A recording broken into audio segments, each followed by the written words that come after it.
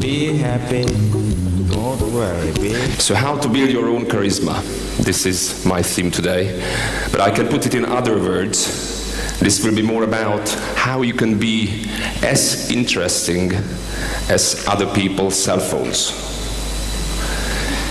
Because as far as I know, you are all leaders, top managers, and you have people underneath you or peers who you want to convince, who you want to talk to.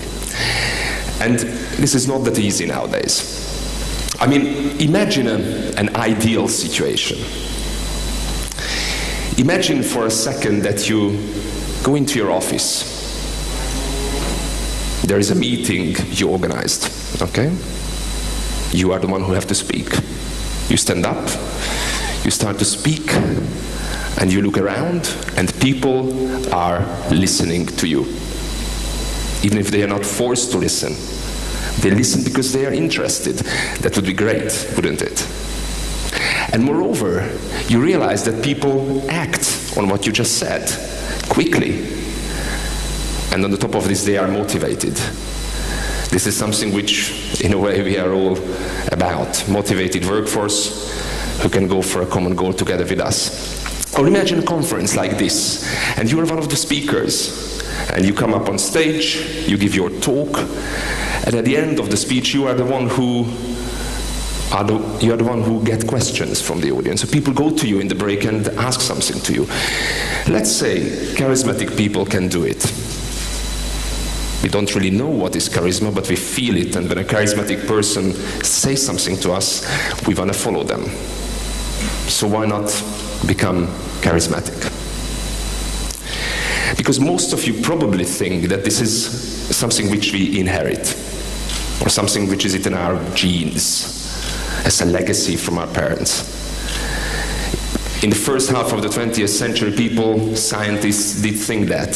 So for example, Max Weber, he was a very important sociologist, and he said that charisma is a quality of an individual personality. But today, the situation has changed. Charisma can be learned. And what I would like you to see at the end of this session, that charisma is more like a tool or a language which you can develop. Obviously, there are, as any other languages, there are native speakers of charisma, people who got it as a gift when they were born, who can do it without any kind of improvement because that was their gift. But we, regular human beings, can learn this. And this is what we will going to do today. So why am I speaking about charisma? You can have this question, and not necessarily because I'm that charismatic, but at least I met some charismatic people in my life. I had been working as a TV journalist for years, so I made some interviews with the Hollywood stars and this kind of people. And later on I became the spokesperson for the Hungarian government. So by escorting my prime minister to different negotiations, I met influential politicians, those who in a way ruled the world, or at least their countries. And nowadays, as a trainer, I support leaders like you on how to make positive impact in other people, even in stressful situations. So now you know me, but I do not know you that well. And since this is a type of a networking event too, let me ask you to participate in the quickest networking game on the globe, okay? It will be very, very quick. What I'd like you to do is shout your name and email address at once when I count up until 3, okay? Name, email address. Ready? 1, 2, 3.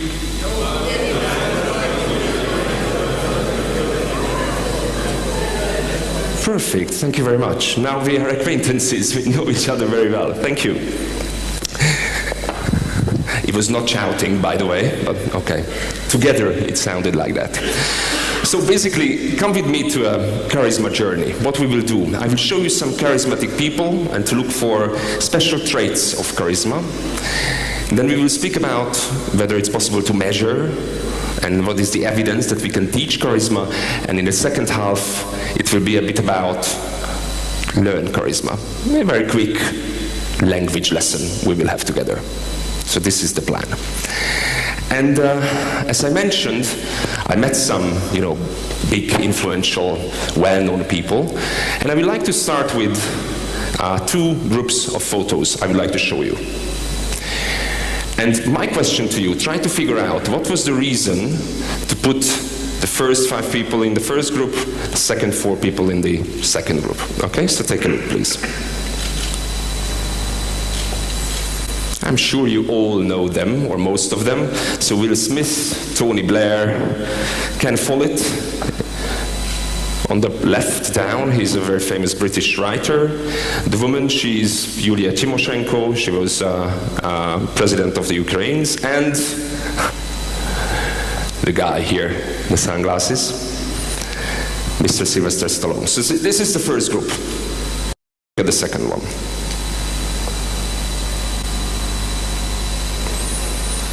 Keanu Reeves.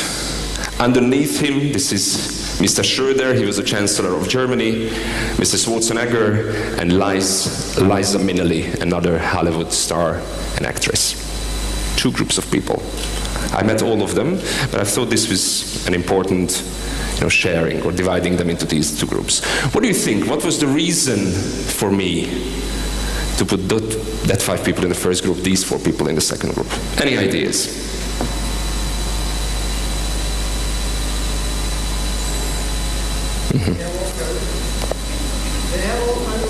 Exactly, they all have charisma, but even if they have all charisma, I put them into 2 groups. But this was not that fair with you, because the reason was very personal. I liked the first group when I met them, and I didn't like the second group. Because Keanu Reeves had a hangover when I made the interview with him. He didn't like the journalists that day.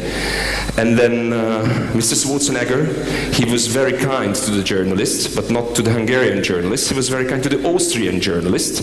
We stood next to each other with the Austrian crew, along the red carpet. And he went to the Austrian stuff and talked to them because he's Austrian. And I could do anything I wanted. He didn't say a word to me. Or Liza Minnelli. She couldn't hear me on the phone. I was in the studio, she was in America. I tried to make an interview with her, but the signal went away, so she became frustrated. And Mr. Schröder, when I met him, my prime minister was there. Obviously, he was more interested in him, and he behaved as I was transparent. He didn't even say hello. But what does it show us about charisma? It shows us that charisma is not universal, or nobody has universal charisma. It's very situational. It can be just a matter of bad luck that you don't feel someone charismatic, or probably the circumstances can be complicated, or you're just not liked by the other person, so it can vary. Okay, take a next step, and let me show you other people who had or have charisma. And you will see that, for example, charisma can disappear. Let me introduce you a guy who at one point in his life was charismatic, and then he lost it. Let me show you why. He was a presidential candidate in the United States. His name is Rick Perry, but then one television debate came, and this happened. And I will tell you, it's 3 agencies of government when I get there that are gone. Commerce, education, and the, what's the third one there? Let's see. It was an unforgettable moment of forgetting. The third one I can't, sorry. Oops. So what happened here? He forgot the 3rd agency he wanted to close in a television debate. And I was laughing at the moment there, but then he had to resign, even if he was a very charismatic candidate. The irony is that today, in the Trump administration, the guy leads the authority which he wanted to close and forgot. So sometimes, picture changes. Let's travel a bit back in time and show you someone who you definitely will recognize. But this video will show you that charisma can evolve as well. Take a look at him. Thank you very much. I noticed today as I was in the hotel room getting ready that Colin Powell is also here today. We were going to coordinate our tours, and he was a little worried that I'd siphon off the crowds, but it looks like he did okay. I'm very happy to be here today, although I admit that when I am in libraries in Cambridge, I get exam flashbacks. I start breaking out into cold sweats. But this is, in fact, the first time that I've been to the Cambridge Public Library, which shows you the kind of life we lead over at the law school. We don't leave campus too much.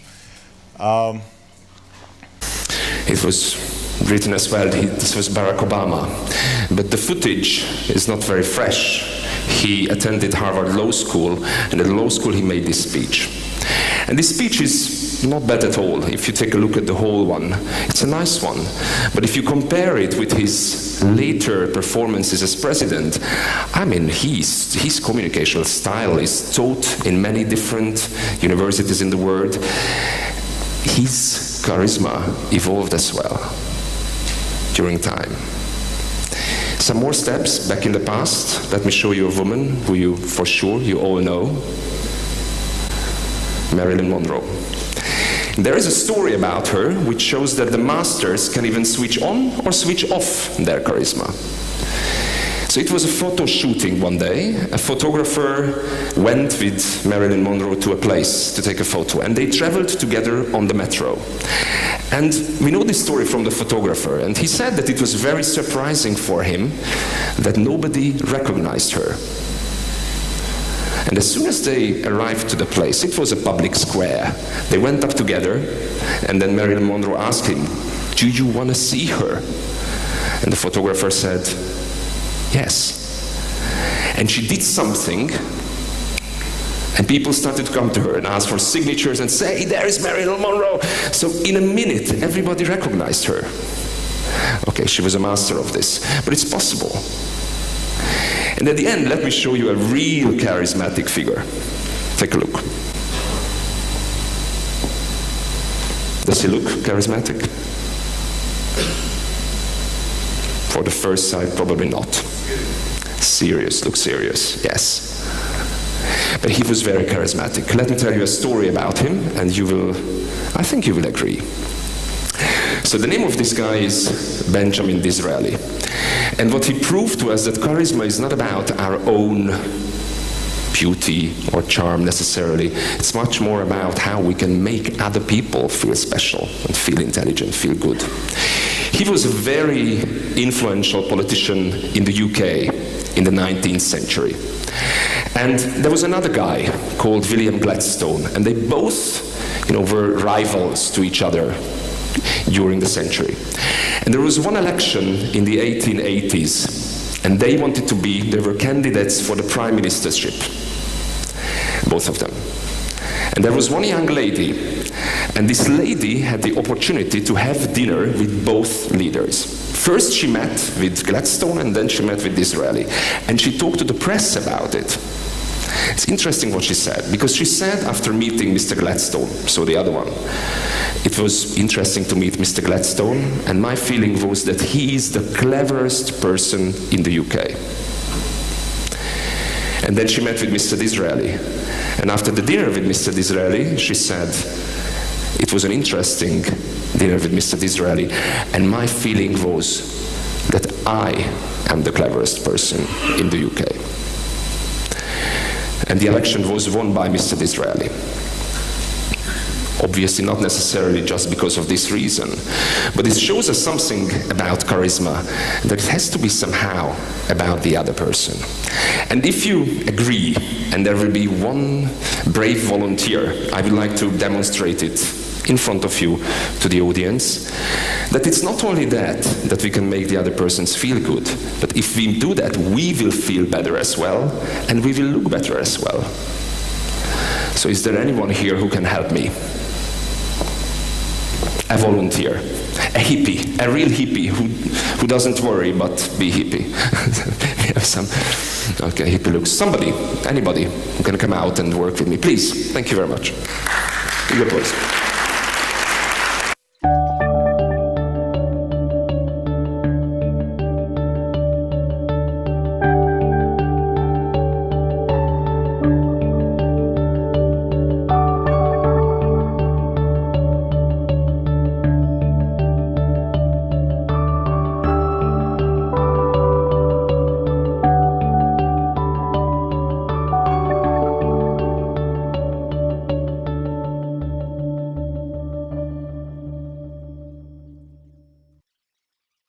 The reason why I asked the other part of the group to just stay sitting, to observe him a bit more, because my question is, did you see any differences between his communication style when he talked about himself, trying not to use any words with the letter S, and then when he instructed these first two rows about participating in the photo? Any differences in his communication style? More fluent in the second one? Anything else? Comfortable. He seemed to be more comfortable. What did it show you that he was more comfortable? What did he do differently? Start moving. How? In what way? It's not necessarily this. He moved with his body. He used his gestures more, for example, if you realized. What about the face? He was smiling. Relaxed, more confidence. Okay, relaxed, confidence, comfortable, these are all feelings we have. And we have feelings because we see and hear something. So what about his eye contact? Where did he look at in the second one? Where did he look at? He looked at you. Yeah, in the first one, where did he look at? Yes, as if he had a teleprompter up there in the ceiling and trying to read the words. Difference, big difference. Energy level. How was his energy in the first one compared to the second one? Second one was higher energy. Yes, Nevin was great. He did a good job. Question is, why was this difference? Is it more stressful to tell something about myself than to take a photo about the first two rows and keep everybody else sitting? Sorry? Interaction in the second one, even if you didn't say anything. True. What did you say? It was about the others, not about you. This is crucial. And it's about concentration. If you think about ourselves, trying to say the best words, imagine you prepare for a presentation, you are there, you want to recall everything you memorized. This is very difficult to concentrate outside and inside at the same moment. What happened in the second phase? He dealt with you. He wanted to achieve something together with these, let's say, 25 people. And this is a very important step. If you want to tell something to your, let's say, audience or people, always try to connect them to your topic. It has to be about them, and you will be seen much more charismatic. Thank you again, Nevin. Okay. So, let's take a step further. What do we know so far? What we know is charisma can be tricky, okay? There's sometimes there, sometimes not, it disappears, evolves, these kind of things. But if it's that tricky, how can we measure it? Or is it really possible to teach it? Scientists say today that it is, both of them. Start with the measuring, okay? How to measure charisma. Let me show you a device for that. Aha. This is the so-called sociometer. The white one on the left, that's a previous version. This black one on the right, this is a more advanced version of it. And if you take this tool in your neck, just like your name badges, and you start to speak, with this device, it's possible to say whether you will be convincing in a situation or not. And this is not magic. This was done at the MIT, the Massachusetts Institute of Technology, on the media lab. Social psychologists work on this. But how is it possible? What does it measure? So in this media lab, they realized that charisma has not many things to do with your words. It has many things to do with your body. They realized that the foundation of charisma is rather body language. And the concept behind that is, this is because we human beings had already been communicating to each other when no language had existed. Hundreds and hundreds of thousands of years ago. And we did it with our body. So it's a much more ancient tool than the words. And that's why they think that it's the foundation for charisma. And they found 4 building blocks. Well, they realized that charisma is about how we can mimic the other people who we are talking to. something like that. Or how you can influence subconsciously other people to mimic you. And two more things. How energetic you are. So what is the energy level, the activity level you can use? And how congruent is your speech? What is congruency? That what you say, you have to mean it. So for example, if I tell you that this session will be extremely joyful and funny for you, and you will love it because I'm an entertaining figure, you will tend to feel that it's not necessarily okay. So the congruency, these four things. It's possible to measure it. And in these situations, people were tested by this, and it turned out that by using more charismatic tactics, they will be more charismatic and more convincing. Let's jump from America to Switzerland for a second. Lausanne, nice small town in Switzerland. At the University of Lausanne, they did something else. They collected managers, leaders like you, and made an experiment. And the experiment was the following. They asked these managers to deliver a speech. They recorded this speech. And then these managers were trained. They were helped how to be more charismatic, and then the speech was recorded again, the same speech. So this photo is from this experiment. Quality is not that good, sorry for that. But on the first two rows, you can see a person from the first speech. In the second two rows, you can see the same person from the second speech. So two speeches, okay? And between the two speeches, they were trained. And then independent observers were asked to assess them. And it turned out that the second speech was much more charismatic. It worked. They were taught, and it worked. So what is very important here, that charisma is not something yes or no. Charisma is much more about, like, a potmeter, which you can, like Ilvan, the technician sitting there with my voice, you can make it louder or more silent. Or like turning a dial like this. This is charisma. So it's enough to be enough charismatic. Sometimes this dial is overturned. So let me show you someone who thought he's very charismatic, but at the end, I think he wasn't. His name is Phil Davison, and he wanted to become a treasurer, a local treasurer in an American small state. Take a look at his speech when he started to convince, or tried to convince, the decision makers about his, competency. My name is Phil Davison, and I am seeking our party's nomination for the position of Stark County Treasurer on November 10th. November of 2010, excuse me. I have been a Republican in times good, and I have been a Republican in times bad.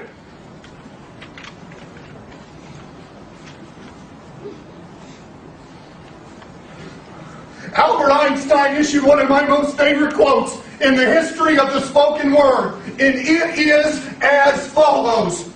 In the middle of opportunity, in the middle of difficulty lies opportunity. I'm going to repeat that so I have clarity tonight. In the middle of difficulty lies opportunity. This is the opportunity we've been waiting for. Yeah, poor Phil. Obviously this video became viral, so it went around not because of his charisma, because he made people laugh. And there was a short-term movement, Phil for president, obviously, after that. But it didn't work well, we can see. The question is why, if we take it seriously for a second. Because he had the right energy level, or something like that. What didn't work? Why wasn't it credible at all? He was reading and he forgot what to read, so he went back and took a look.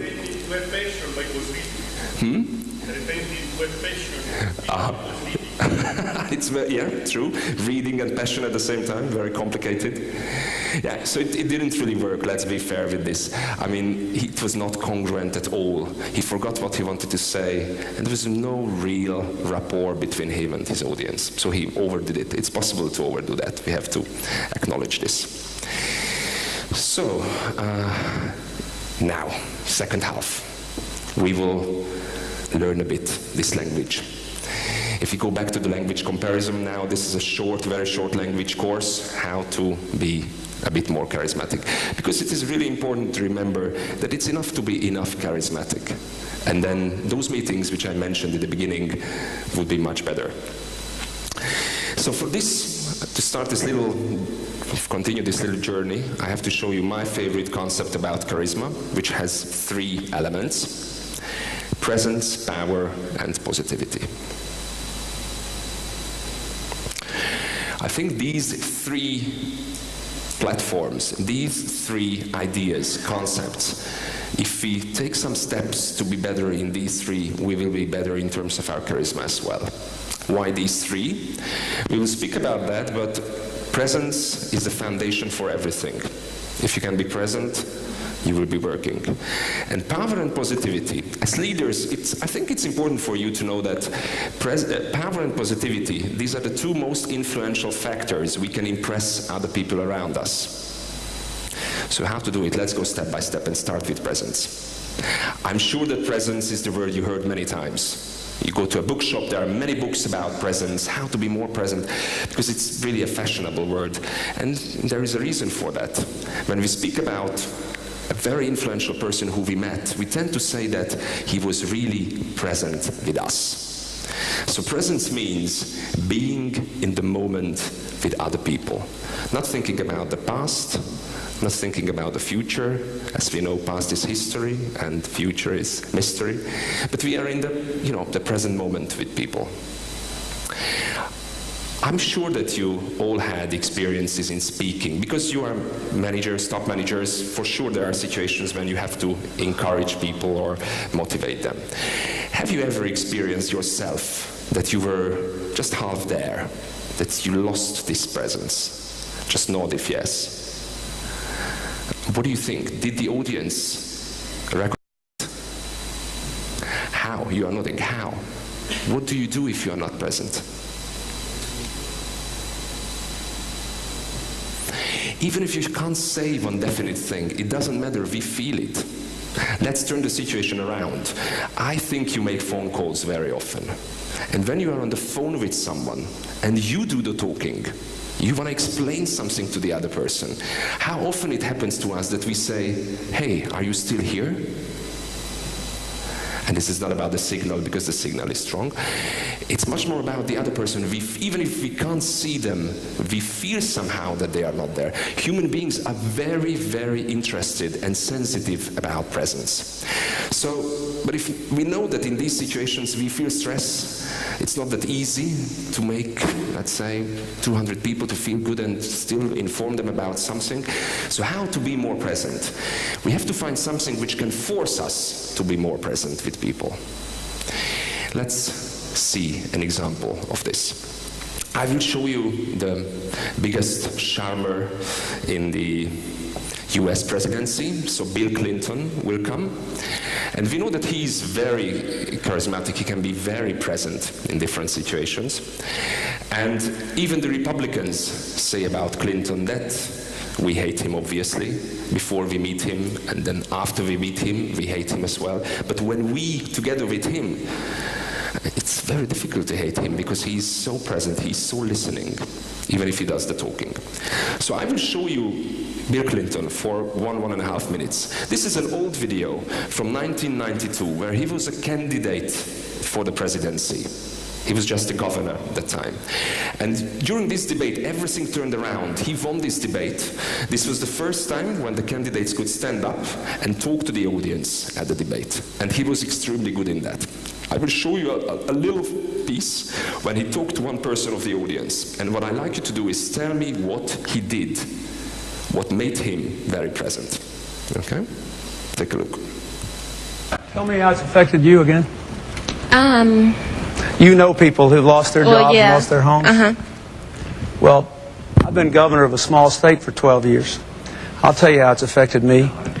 Every year, Congress and the President sign laws that make us do more things, and gives us less money to do it with. I see people in my state, middle-class people, their taxes have gone up in Washington and their services have gone down, while the wealthy have gotten tax cuts. I have seen what's happened in this last 4 years. When, in my state, when people lose their jobs, there's a good chance I'll know them by their names. When a factory closes, I know the people who ran it. When the businesses go bankrupt, I know them. And I've been out here for 13 months, meeting in meetings just like this ever since October, with people like you all over America. People that have lost their jobs, lost their livelihood, lost their health insurance. What I want you to understand is the national debt is not the only cause of that. It is because America has not invested in its people.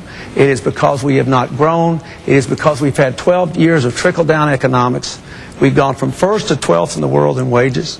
We've had 4 years where we produced no private sector jobs. Most people are working harder for less money than they were making 10 years. 10 years ago, you could look at the face of Mr. Bush, what he thought about that. But this is not that interesting for us now. Question is, what did Clinton do? And I'm not speaking about the language or the words he used. This is something else. What was the key in his behavior? Empathy. Yeah, that was one very important word. Just let... Okay, he got closer, he was there, and he created empathy. How? What did he do to create the empathy? We, okay, this is words, ask the name, okay. What else? In his physical demeanor, what? Eyes, what did he do with the eyes? In her eyes, but how did he look into her eyes? Soften. What did he do exactly? Just tell me. If you were narrow down, we can. Did he? Was he crying? What did he do with the eyes?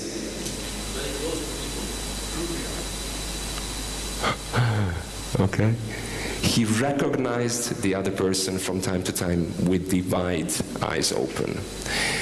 This is, okay, you all know the situation when you are on the corridor and somebody is coming towards you who you are happy about, and you say, ah, hello, good to see you. You open your eyes. You raise your eyebrows. And if you take a look at this footage, raising the eyebrows, opening the eyes wide open, this conveys a very strong empathetic message. I am listening to you. Even if I do the talking, I'm listening to you. Somebody tried it subconsciously, that's great. Open the eyes, because it creates a synchronicity between you and the other people. I'm sure, okay, he's a talented guy, but he knows what he's doing, for sure. It's good for the other person, because if you look at someone and gives this signal, the other person feels that you are listening to them. But it's good for you as well, because what happens if somebody looks at you and do this? What did the woman do? What was she doing? Nodding. And for a speaker, that's everything if somebody is nodding back to him, because then we feel that they are listening to us. So this is good for both parties.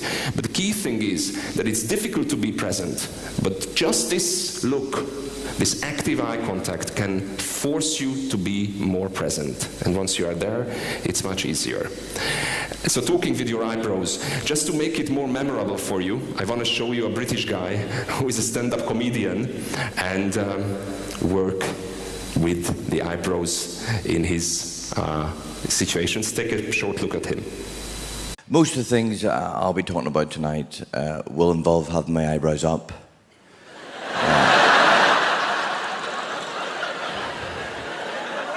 It's not to say that I don't put them down from time to time, but most of the time,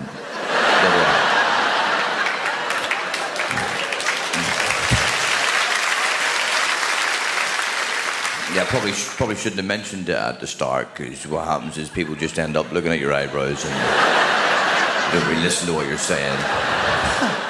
Just watching these two little bits of fur move up and down. But it is important to know where your eyebrows are when you're talking. Always have your eyebrows up when you're asking someone where the toilets are. Do you know where the toilets are? Toilets? Don't be going, do you know where the toilets are?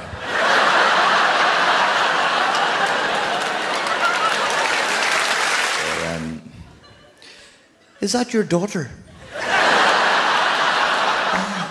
Is it?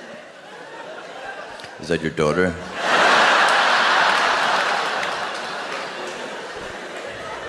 Do you know where the toilets are?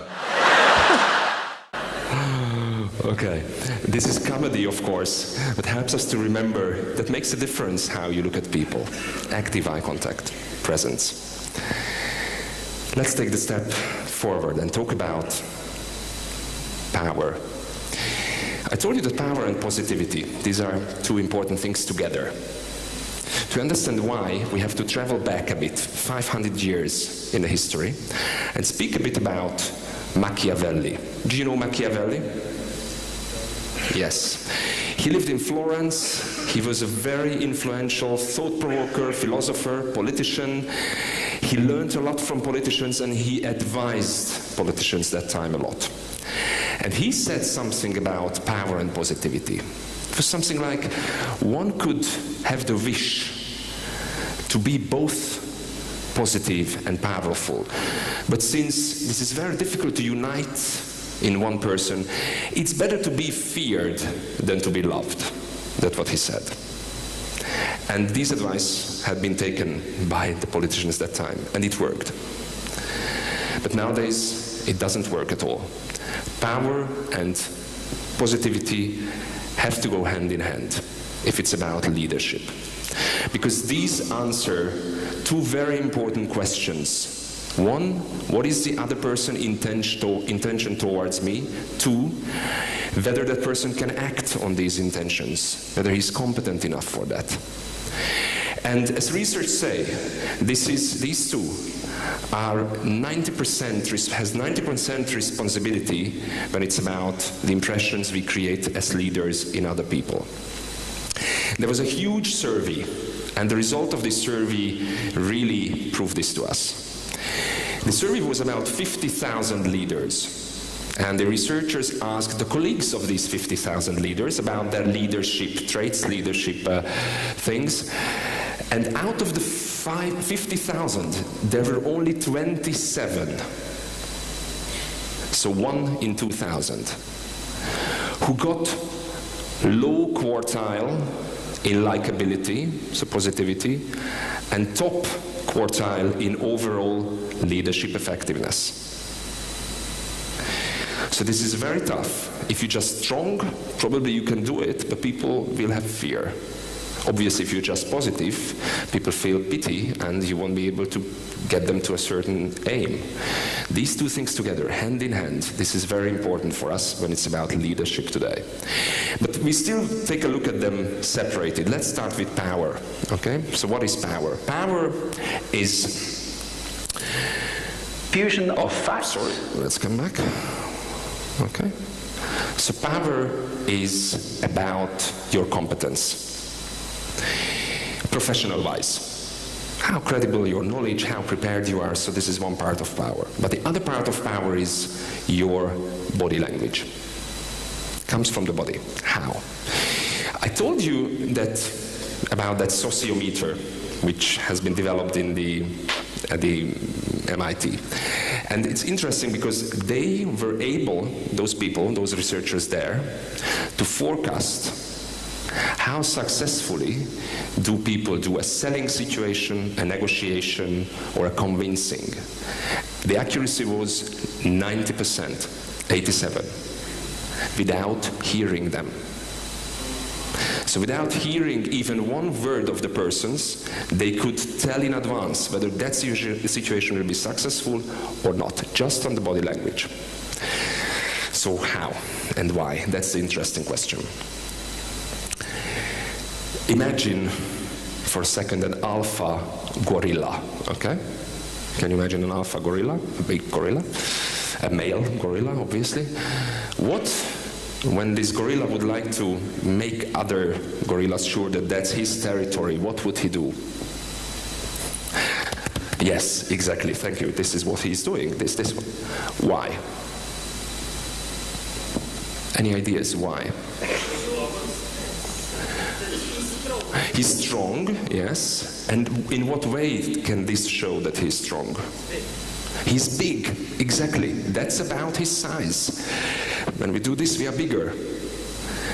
And we need space for that.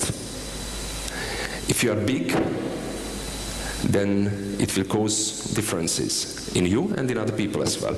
Let me show you something. Try with me something together. I'd like every one of you to stand up for a second.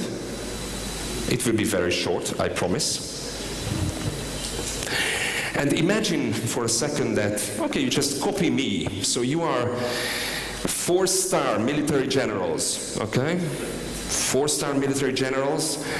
Yes, have your stance. And imagine that, you know, the GI Joes just marching in front of you. Take a look at them. It's good. They're doing it well. Yeah. Can you feel it? It's good to be here and watching the GI Joes marching back and forth. Unfortunately, we don't have 2, 3, 4, 5 minutes to do this with you. But if we continued doing this, after a while, you will start to feel more powerful. Please take a seat. Let me tell you why. Because if you stay powerful,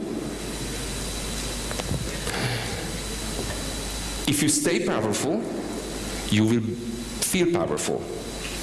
If you feel powerful, it will give you another boost and you will be able to project yourself more powerful. Why and how?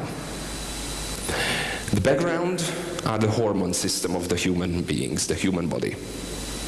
At the Harvard University, they realized that depending on what we do physically, our hormone system changes.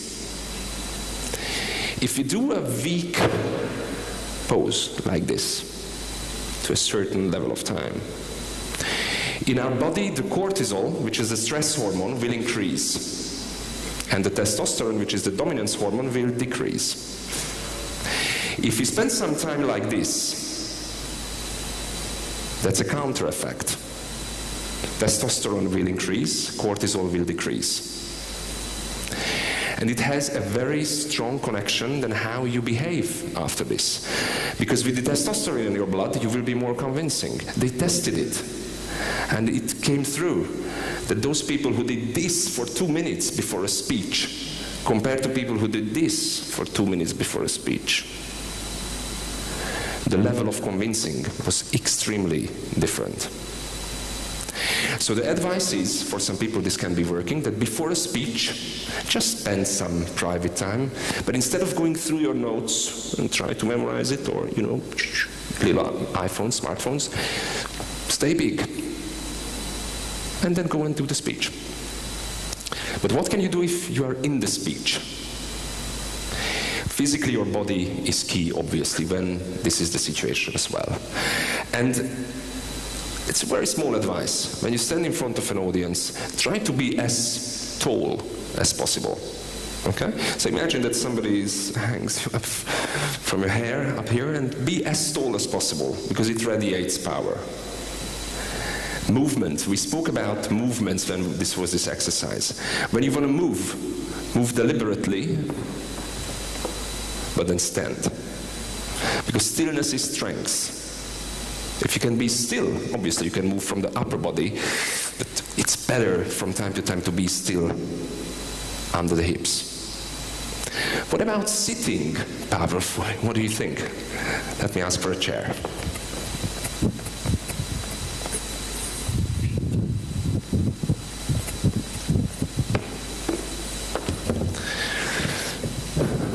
Hold your body upright. How can you sit powerfully? What do you think? So let me be your puppet. You can tell me how to sit to be powerful. Is it okay like this? Come back.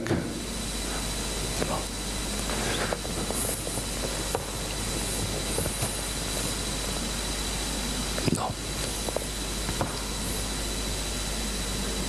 What shall I do? You don't like it. Give me an instruction. How should I sit? More relaxed?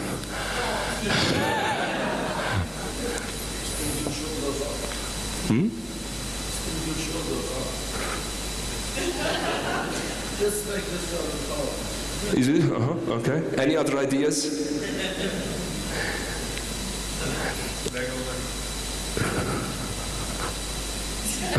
Okay.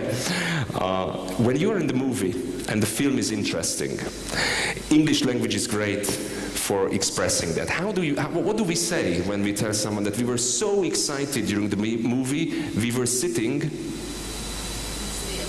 still, okay, on the edge of the seat. Sitting on the edge. This is a good trick. Next time you will have a meeting with people, take a look at them when they are really passionate about something. They will always come further on the seat. Then the reason is very, very simple. Okay, this can be very relaxing, but my back is supported by the back of the chair now. Energy goes back.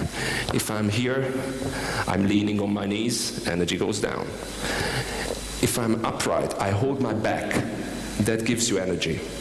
So it's a tiny little trick. When you start to speak, it's not always very easy to be here, but if you know, okay, I start. So, hello everybody, and I'm here.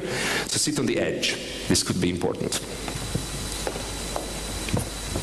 Would you take it back? Thank you.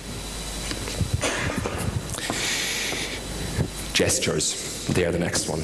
We all know that gestures can be powerful, and we saw that they can be not that powerful at some moments as well.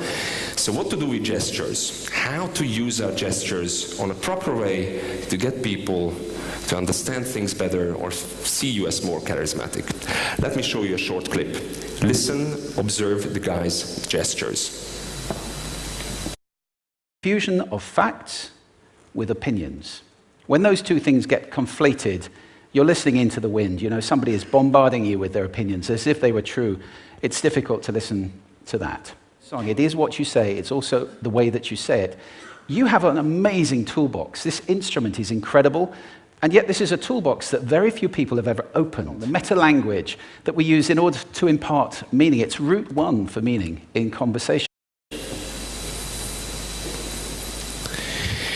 Apart from the meaning of the speech, which is very interesting, you can take a look. His name is Julian Treasure. He's a very influential speaker. What did he do with his hands? How did he use his gestures? You can just show it, what you remember.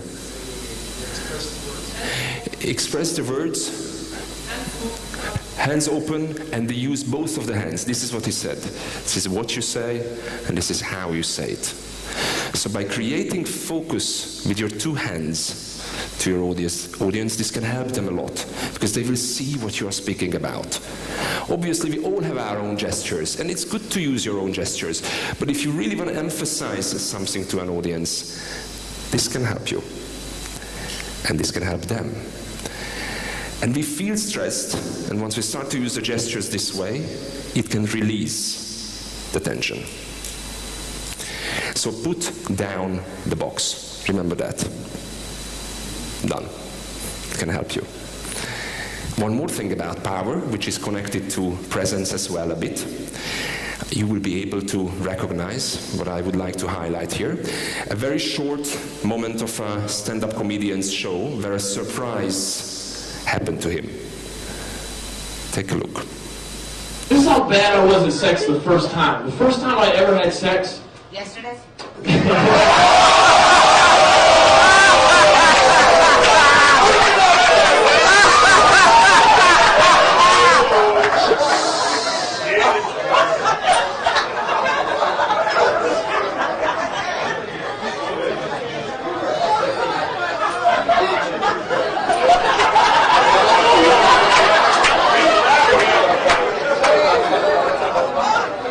Glad you remember.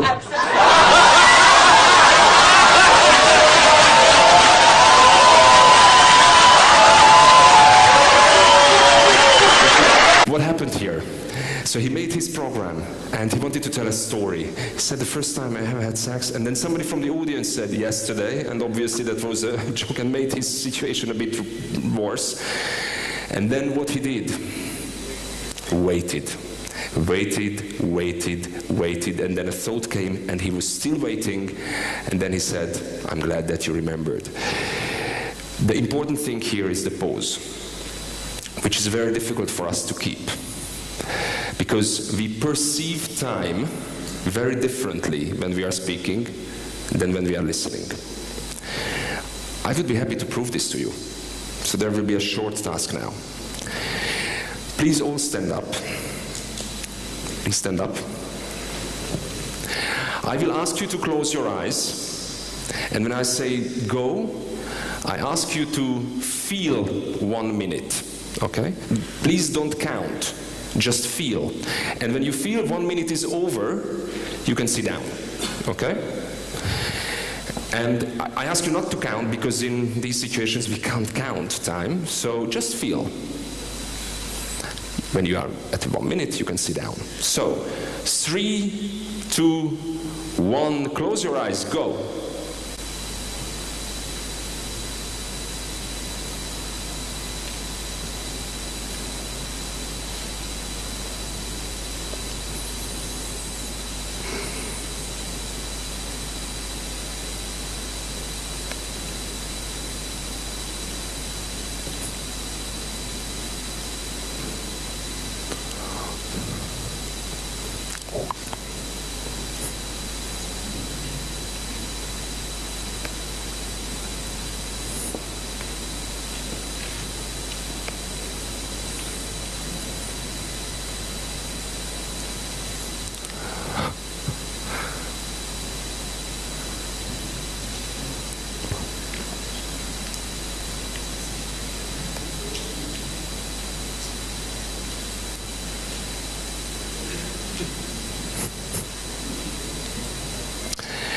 And 1 minute is over now. Please take a seat. For a second I thought that you got asleep. The first person who sat down after 22 seconds. And they felt that it was a minute.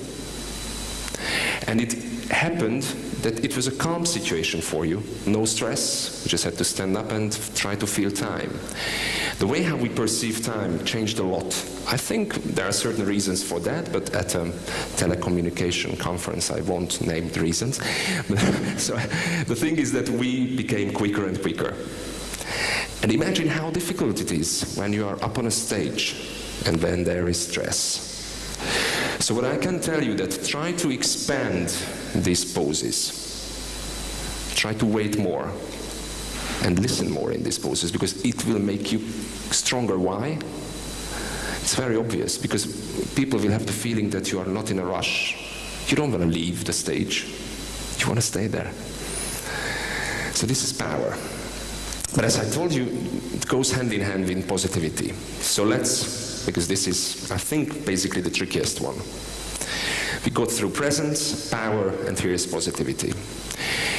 Positivity is in a way the most important, because we click on positivity very quickly, even quicker than on power. We look at the person and we feel the intentions very, very quickly. And the problem is that it's very, very difficult to fake positivity. Okay, we have these advices about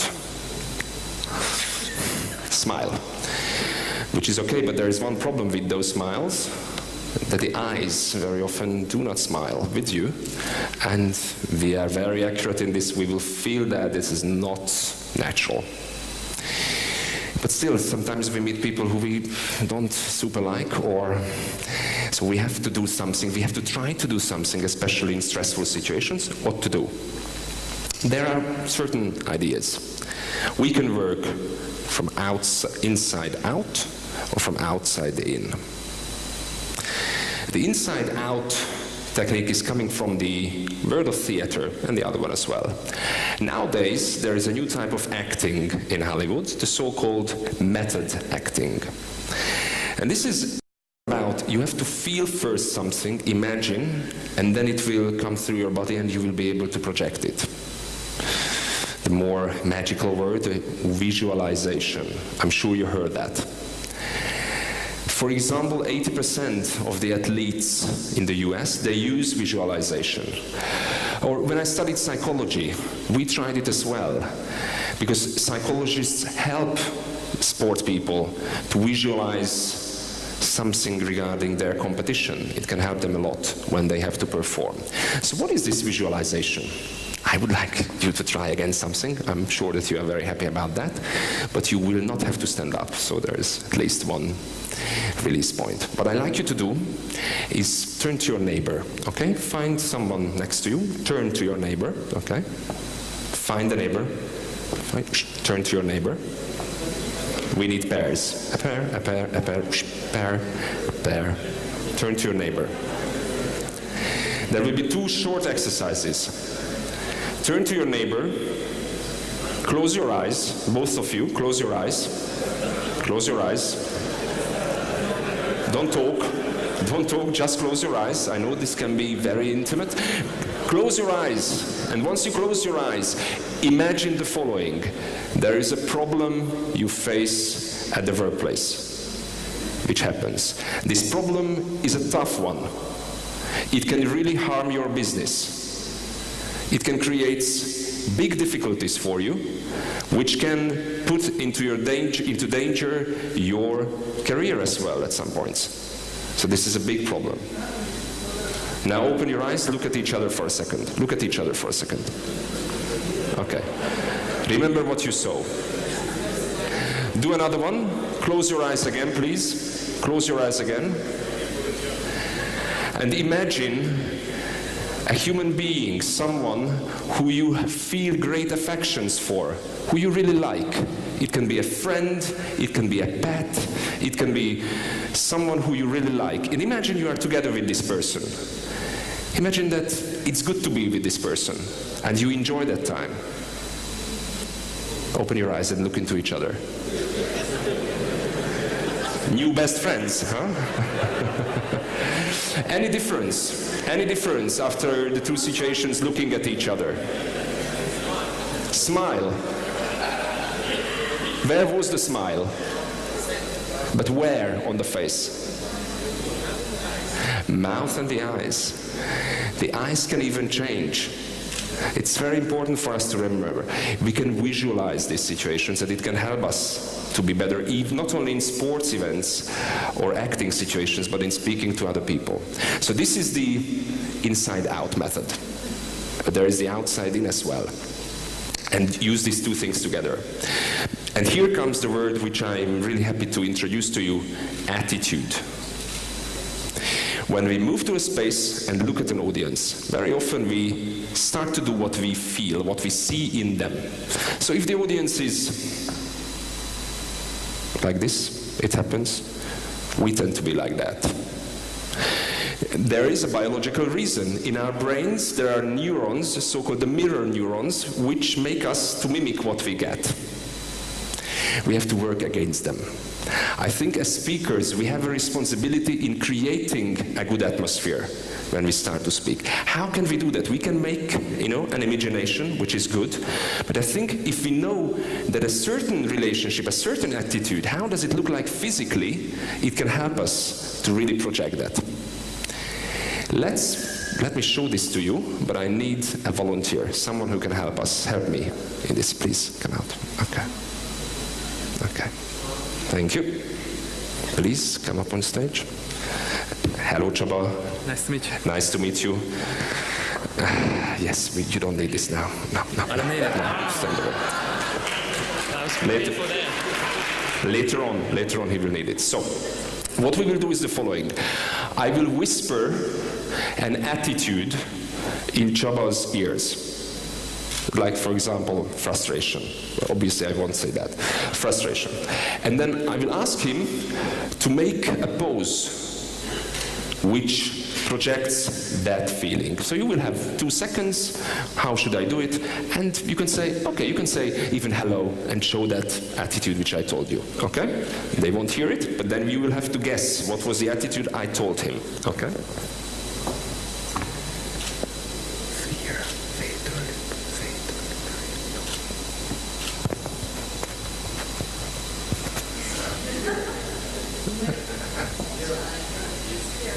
Fear. Okay, fear. I'm not encouraging you to be an actor, but it was not bad. It was not bad. Okay, it was fear. I told him to be fearful. Let's come to the next one.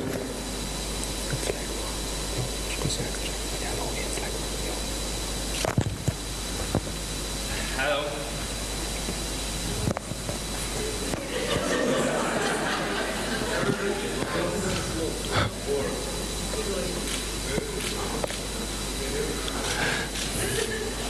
Okay, stand in one of your feet on one foot, okay? The other foot is like this, like I did. And just stand.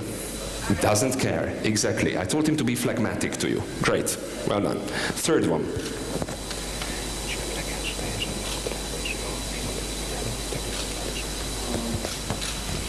Hello. What was the instruction? Straight. Eyes. Uh-huh. I told him a state, an attitude. Bored. Ready for something. Uh-huh. Yeah, not bad. I told him to be neutral. Yeah, neutral. Okay, well done. Last one.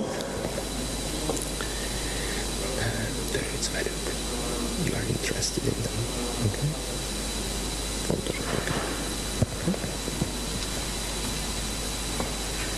You can say hello. You can say hello to them. Come on. Let's raise those questions. Come on. Who's gonna be the first? Okay, what was the attitude I told him? Encouraging. Okay, very close. Positive. What was the? Strong motivation. I told him to feel that he takes care for the audience. He's interested in you. That was. And you figured it out very well, and you did it very well. Thank you very much, but don't leave because now it comes another round for you. But this is very important because just if we turn it back, I told him one word, he did something quickly, and you could easily figure out what it was. We are much more flexible than we tend to think. Now we need 3 more volunteers, and you will play a short game here up on the stage together with Csaba. And the reason why we are doing this, because what I want to show you that if you use different attitudes, it can have a very strong effect on the content you are saying. 3 more volunteers, quickly, please join us. Can I choose them? Obviously. Okay, one is there. Somebody else? We need 2 more. Third row there. Yeah, gentlemen, come on. Thank you. Okay, and let's encourage the others. Let somebody else. Who can be the last one? We need 1 more person. What if a woman would join us? You can join us as well. Okay. I was so happy that to have you. Okay. Anybody? Oh, come. Okay. Yes, thank you very much. Okay, so I'm András, nice to meet you. Vlad, we already met each other. Vladimir, hi Vladimir, and you are? Walter, okay, we need a microphone for him as well. You can stand in the middle, please stand in the middle. All of you, yes, under the hippie sign, the peace sign, okay. What these guys will do, they will tell you a story 3 times. It will be a special story because the story will be put together word by word. This means that Walter will start by saying, for example, yesterday I went to the shop and by whatever, word by word. 3 rounds will come, but obviously the attitudes will be different. So in the first round, I'd like all of you to be neutral. You remember how Csaba did the neutral? Poker face. Poker face. So poker face, okay.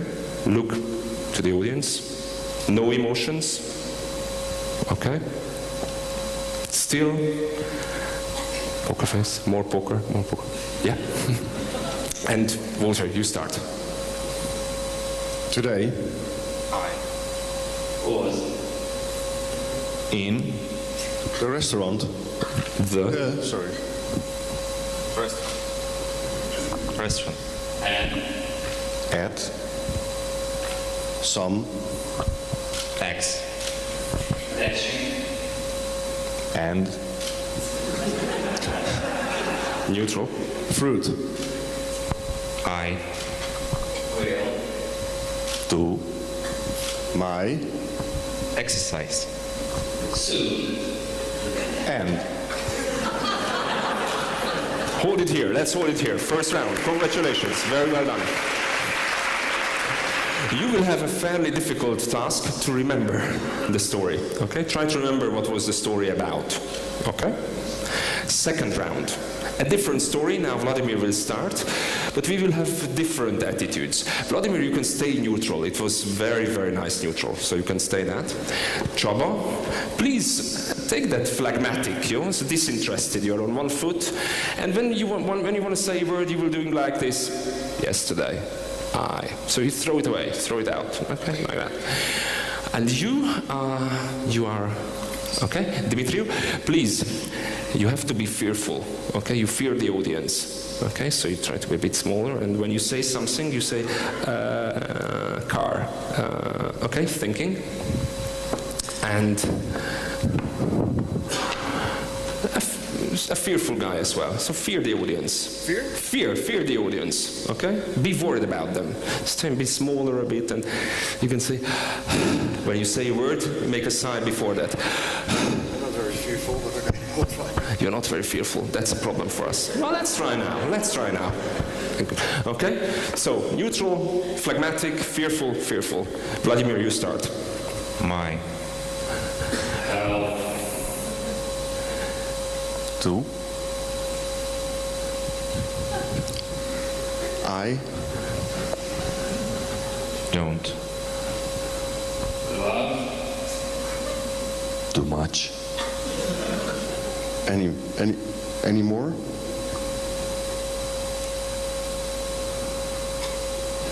Two. Three.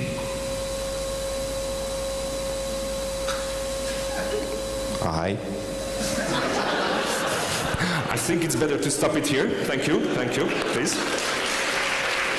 Try to remember the story. I don't have to be very much here, something like that, okay? Last story, all of you care for the audience. Physically what it meant, what Csaba did, give. Okay? Every word you say is interesting and important. And I know that in one hand there will be the microphone, but with the other hand, give the word. Yesterday, I went to the shop. Okay? So care for the audience. All of you, be interested in the audience, in other words. And Csaba, you start. Yesterday. I traveled. Okay. Two words.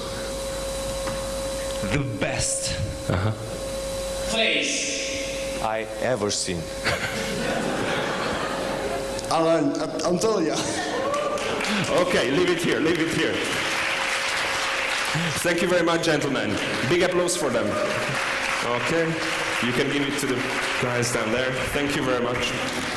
Thanks. It was just a sentence, but what a sentence, the last one. Do you remember what was the first story about? Something about in the restaurant, breakfast. Flat. Second one, it was about something which they didn't like that much. So there was don't, it was a kind of a negative one. What was the third story about? They love to be here. Did I tell them what kind of story to tell? No. It happened in the moment. And this is why attitude is so important, because the attitude you create can have a strong effect on your content. When we deliver a speech, when we talk to other people, it's very rare that we do it, let's say, a word-by-word preparation, that I, memorize the text and then I do it. I have to be more intuitive in those situations. And the important thing is that with a good attitude, it's much easier to say better things. And with a bad attitude, it's very difficult to say good, interesting, and positive content. So you can make a decision about your attitude. And this is very crucial when you enter a room, even if you feel bad, as soon as you step on the stage, you can say, hello. It's up to you and your decision. If you know how to do it, you can do it. So power, presence, and positivity. These are the three areas we touched. And if you found anything interesting out of these, you can try. We haven't really spoken that much about words, though. And at the end of this session, I would like to teach you the two most charismatic words which you can say. And I think the two most charismatic words which you can tell to anyone is yes and. What do we usually say, unfortunately, instead of yes and? Yes, but. When do we say yes, but? Almost always. Someone comes to us with an idea. It happens to us. Hey, boss, there is an idea, let me tell you. It's, yeah. And then we say, yes, but it's very expensive. Yes, but somebody else already tried it. Yes, but I'm not sure that we are capable of doing this. We are very good in killing ideas by saying yes, but. Instead of that, I suggest to say yes and. And before you try it, I tell you that there was a reason why Walt Disney, the famous film producer, created 3 different rooms when they were brainstorming about something. The first room, they had different colors. I think the first room, which was pink probably, nobody could say no in that room. It was just about finding out the ideas, no but. Then in the second room, they can speak about how to do it. And only in the third room, it was about, do we have money? Do we have this? Do we have that? So, the 2 most charismatic words, yes and. The way how I would like you to try it, you can work with your neighbor again. It will be 2 short situations. In the first one, I would like one of you, let's say the one with the longer hair, to start the conversation by saying, okay, after the program today, let's have a beer together in the bar. Okay? That will be the first person we say. The other person has to answer, yes, but. And the first person, yes, but. So try to answer to each other by yes, but. Okay? 20 seconds, turn to your neighbor, longer hair starts, off you go.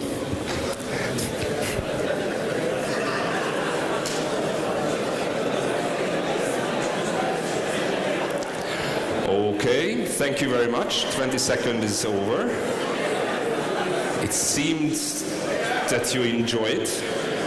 Let's try another one. This was a yes but, now try the yes and. So now the other person will start the conversation by saying that, hey, after the program ending tomorrow, let's go for a boat trip together here on the sea. And the other person will have to say yes and, yes and, yes and. Okay? Another 20 seconds. Off you go.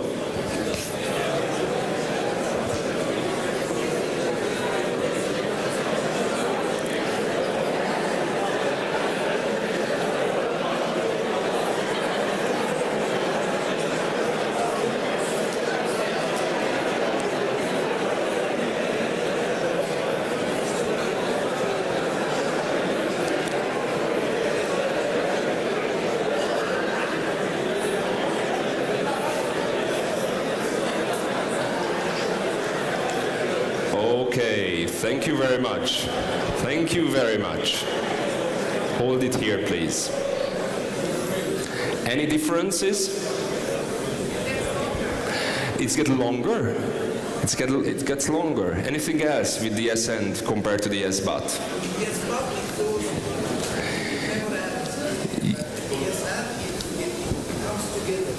We become together with the yes and this is extremely important. Thank you very much for this comment.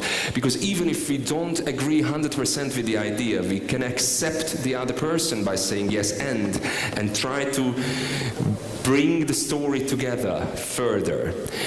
It's proven that by using this technique, the yes and, 30% more ideas will come if you speak like this to other people. So what I suggest you to do, if you want to be more charismatic, I think the best thing if you can do is accept others more, say yes and enjoy life. Be hippie and don't worry. Thank you very much.